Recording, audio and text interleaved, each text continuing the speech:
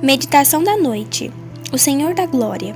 Se o deixarmos assim, todos crerão nele. Depois virão os romanos e tomarão não só o nosso lugar, mas a própria nação. João 11:48. Os líderes judeus tinham imaginado que a obra de Cristo terminaria com sua morte. Mas em vez disso, testemunharam as maravilhosas cenas do dia de Pentecostes. Ouviram os discípulos pregando sobre Cristo, dotados de energia e poder até então desconhecidos, e viram suas palavras confirmadas por sinais e maravilhas. Em Jerusalém, centro do judaísmo, milhares declararam abertamente sua fé em Jesus de Nazaré como o Messias. Os discípulos ficaram surpresos e muito alegres com o grande número de conversos. Eles não consideravam essa maravilhosa colheita como resultado de seus próprios esforços. Sabiam que estavam somando o trabalho de outras pessoas. Desde a queda de Adão, Cristo havia confiado a seus servos escolhidos a semente de sua palavra, para ser lançada nos corações humanos. Durante sua vida na terra, ele plantara a semente da verdade e a regara com seu sangue. As conversões que ocorreram no dia de Pentecostes foram resultado dessa semeadura, a colheita da obra de Cristo. Ela revelou o poder de seus discípulos. Somente os argumentos dos apóstolos, embora convincentes e claros, não teriam removido o preconceito que havia resistido a tanta evidência. Mas o Espírito Santo persuadiu os corações com o poder divino. As palavras dos apóstolos eram como flechas afiadas do Todo-Poderoso, convencendo as pessoas de uma terrível culpa por haverem rejeitado e crucificado o Senhor da Glória. Sob a influência dos ensinos de Cristo, os discípulos tinham sido induzidos a sentir sua necessidade do Espírito Santo, e mediante a instrução do Espírito, receberam um preparo que os capacitou a realizar a obra de sua vida. Não eram mais ignorantes e iletrados. Haviam deixado de ser um grupo de unidades independentes ou elementos discordantes em conflito. Sua esperança não estava mais na grandeza terrena, eram unânimes, Atos 2, verso 46. E eram um coração e a alma, Atos 4, verso 32. Cristo lhes ocupava o pensamento, e o único objetivo deles era o progresso de seu reino. Na mente e no caráter, haviam se tornado semelhantes ao seu mestre, e as pessoas reconheciam que eles haviam estado com Jesus. Verso 13. Atos dos Apóstolos, páginas 28, 29, 44 e 45. Para refletir, os discípulos receberam a habilitação final antes de começar a obra da vida deles. De que habilitação você necessita antes de sair para realizar a obra da sua vida? Que pergunta interessante, né, amados?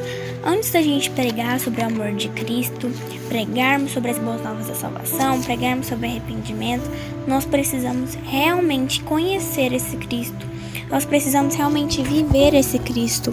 Por isso que Jesus, ele passou 30 anos da vida dele apenas ensinando as pessoas próximas da família dele, apenas aprendendo mais sobre a palavra.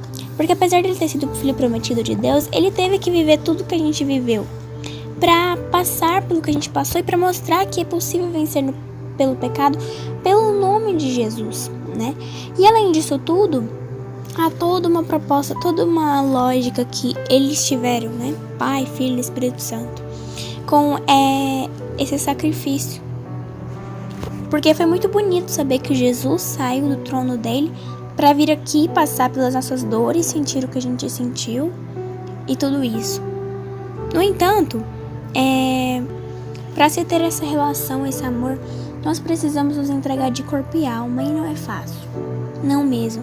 Os apóstolos, eles eram convincentes, eram claros, igual a gente leu aqui na meditação. Mas se não fosse pelo Espírito Santo, por Deus mesmo, incomodar no coração da gente sobre a utilidade, né, dessas testemunhas, né, que tem na Bíblia, essas histórias maravilhosas que edificam o nosso ser. Se o Espírito Santo não nos incomodasse, se ele não tivesse flechas afiadas o Todo-Poderoso, nós nunca teríamos sido convencidos da nossa culpa. E nós precisamos enxergar o quão a gente tem rejeitado a Cristo de tantas formas possíveis. Muitos já têm estado com Cristo, abandonado muitos pecados. Eu ainda peco muito, eu ainda muitas vezes faço coisas do mundo. E eu tenho de pedir para Deus, me esforçar a Deus para permitir que o Espírito Santo dele trabalhe em mim para poder transformar isso, me libertar do pecado. Se você também tem esse desejo, vamos orar agora, vamos pedir humildemente a Deus, porque Ele é o nosso Salvador, porque Ele pode fazer milagres em nossa vida, Ele pode colocar a mão salvadora em nosso coração e pode verdadeiramente habilitar a gente a fazer a grande obra, que é mostrar essa salvação para as pessoas. Oremos. Pai querido, Pai amado, nós nos regozijamos pela oportunidade de termos acesso à Tua salvação. Alguém, Pai, mediante o Senhor, ou mesmo algum tipo de recurso que também foi dirigido por alguém, nos atingiu de alguma forma. Talvez aqui há cristãos que são cristãos desde pequenos, desde a sua infância, mas foram atingidos verdadeiramente com algo que procedeu de algum filho teu que teve a vontade de pregar o Evangelho. Nós devemos, em gratidão, Pai, não só viver esse Evangelho, Pai, mas antes disso tudo, sermos atingidos pelas flechas da Tua presença em nossa vida. Queremos ser atingidos, Pai, como arco e flecha num alvo. Queremos ser atingidos em um tiro certeiro, em uma tentativa certeira.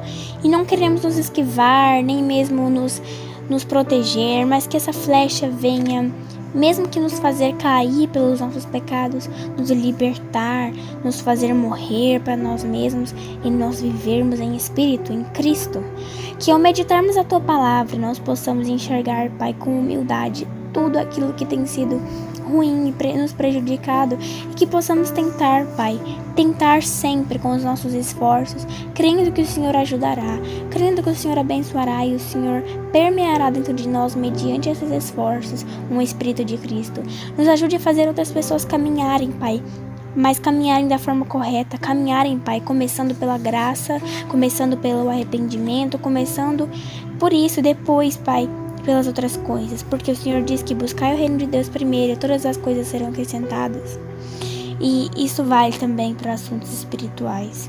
Queremos, Pai, Te agradecer e Te pedir, nos capacite, nos habilite, nos mostre aquilo que falta para que possamos viver esse Evangelho e pregá-lo para as pessoas. E, Pai, quando nós estivermos prontos para pregar, que possamos não ter medo, que possamos nós investir em aprender cada vez mais. Em nome de Jesus, amém.